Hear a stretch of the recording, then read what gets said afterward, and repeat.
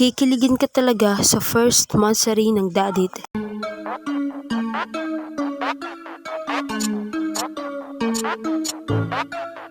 Suki Desu. Ang bilis talaga ng panahon.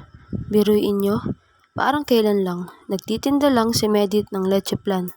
Pero ngayon, ay isa na siyang Kalingap Angels at may collab team pa. Sobrang nakakakilig naman talaga ang araw na iyon para kay Medit. Ikaw ba naman ay bigyan ng bouquet, money bouquet, at malaking teddy bear. At may pa-cake pa. Sa kilig at labis na saya ni Medit, ay napayakap na talaga siya kay Kalingap Dan. At nagluluksuhan naman sa tuwa ang Team Kalingap. Sobrang saya ni Medit sa malaking teddy bear na galing kay Kalingap Dan. Dahil first time niya raw na makatanggap ng ganun kalaking teddy bear. Kaya naman, sa saya ni Medit, ay pinanggigigilan niya ang teddy bear na iyon.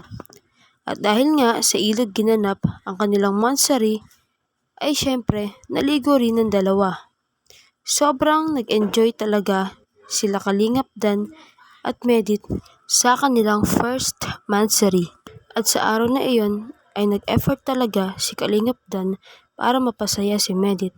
At syempre, hindi lang si Kalingap Dan ang may regalo kay Medit, kundi si Medit rin ay may regalo kay Kalingap Dan. At tuwang-tuwa naman si Kalingap Dan dahil niregaluhan siya ni Medit ng isang leather racing jacket at couple pa sila.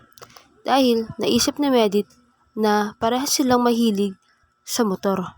Kaya naman, yun ang niregalo ni Medit kay Kalingap Dan. Kaya naman, sobrang memorable talaga sa dalawa ang araw na iyon. Dahil yon ang first monthsary nilang dalawa bilang Dadit. Maraming salamat po sa panonood at pakikinig.